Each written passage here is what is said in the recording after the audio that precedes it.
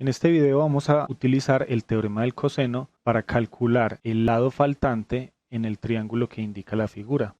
Primero lo vamos a nombrar con la letra L y ahora vamos a utilizar el teorema del coseno para hallar el lado faltante en términos de los dos lados que conocemos y el ángulo opuesto al lado que desconocemos, es decir, el ángulo alfa que tiene el valor de 45 grados. Vamos a aprovechar para hacer algunas operaciones aritméticas a mano.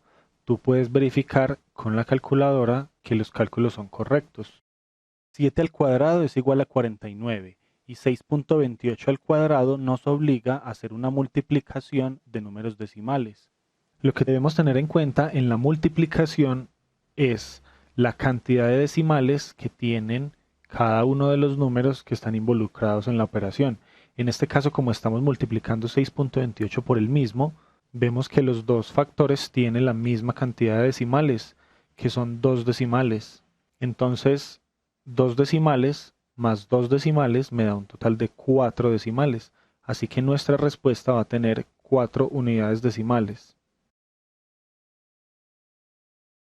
Ahora vamos a efectuar la suma de estos primeros dos términos, teniendo en cuenta que para la suma debemos organizar los números de tal manera que sus decimales coincidan en cantidad. Así que como vemos que el número inferior tiene 4 decimales, este lo debemos ver como un número con 4 decimales, sin importar que todos sean 0.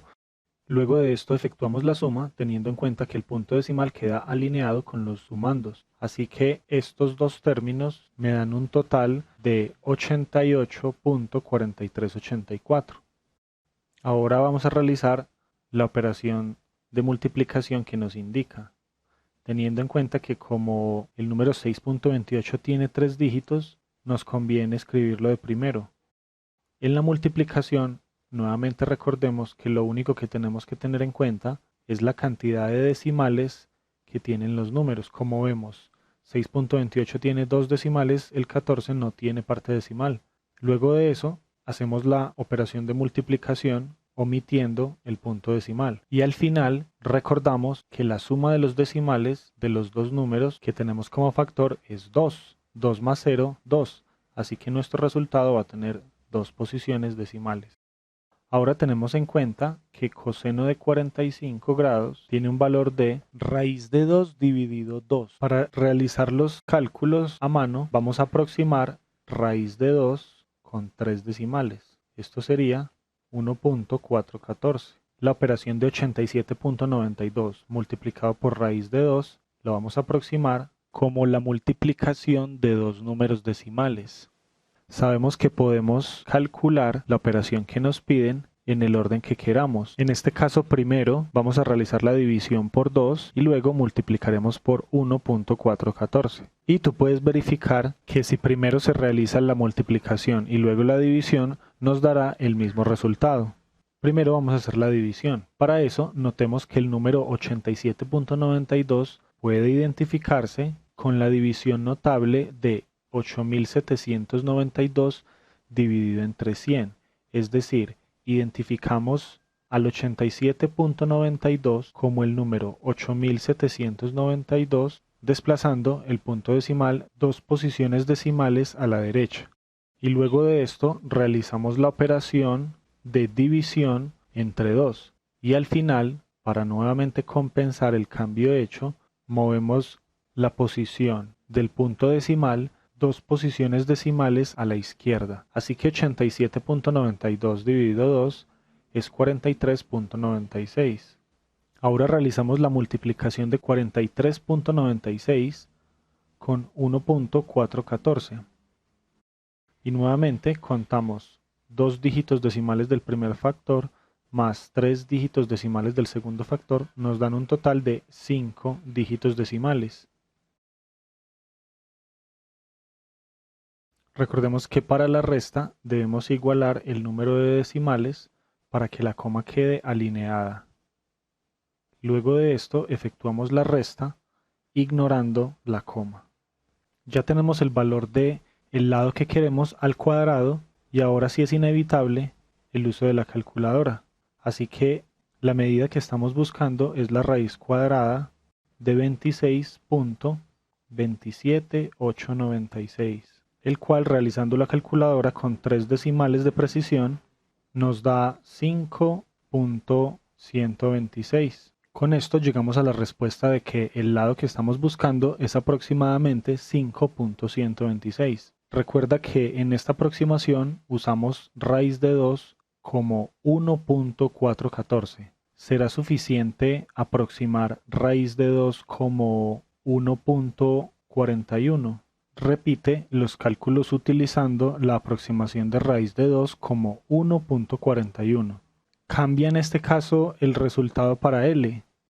Ahora pasamos a GeoGebra a verificar nuestros resultados. Para esto accedemos al sitio web geogebra.org/classic, como podemos observar en la parte superior del navegador. Si no te aparece en español, debes dirigirte a Opciones, escoger Español, y yo voy a aumentar el tamaño de la letra para que puedas ver mejor.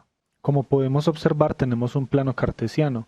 Vamos a empezar a dibujar nuestro triángulo, para lo cual vamos a generar dos puntos, uno en el origen y otro en las coordenadas 0 en X, 7 en Y, para que cuando hagamos el segmento que conecta los puntos A y B, este segmento tenga una medida de 7 unidades, como uno de los lados de nuestro triángulo.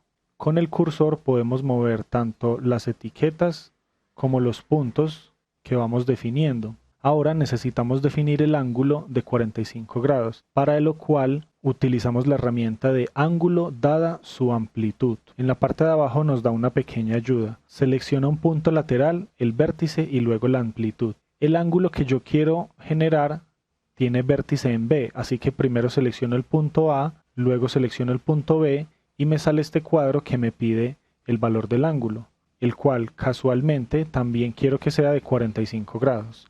Así que no modifico el valor y ahora me pregunta sentido antihorario o sentido horario. Para escoger esto debemos pensar en las manecillas de un reloj, en el sentido en el que un reloj marca las horas. En este caso queremos que el ángulo se recorra en el sentido antihorario y damos OK. Lo que obtengo es un punto, de tal manera que si completo el segmento desde el vértice hasta ese punto, obtengo exactamente el ángulo pedido de 45 grados. Pero este no necesariamente tiene que ser el lado que yo estoy buscando.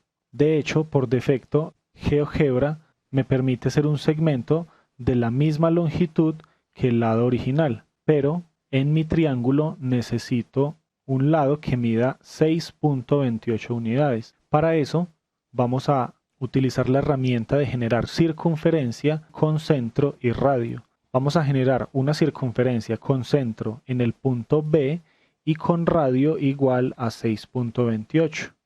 Como podemos observar, esta circunferencia corta el segmento que acabé de construir en un punto. Así que utilizamos la herramienta de intersección entre la circunferencia y el segmento para hallar el punto C. Y luego de esto, ya no es necesario observar la circunferencia, ni el punto A que construimos, ni el segmento para la construcción. El punto C es un punto tal que al completar el segmento BC vemos que tiene una medida de 6.28.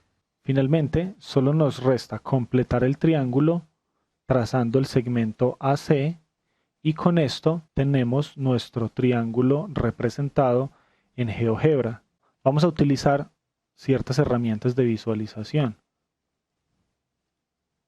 Por ejemplo, para este segmento que me ha seleccionado acá, quiero que me muestre el valor. Así que en etiqueta le voy a dar valor. Y como podemos observar, cambió a medir un valor de 7. Para este segmento quiero lo mismo, quiero el valor y finalmente para el segmento Y quiero verificar si mi resultado de aproximadamente 5.126 es correcto. Y como vemos, GeoGebra me hace una aproximación con 2 decimales, la cual es coherente con el resultado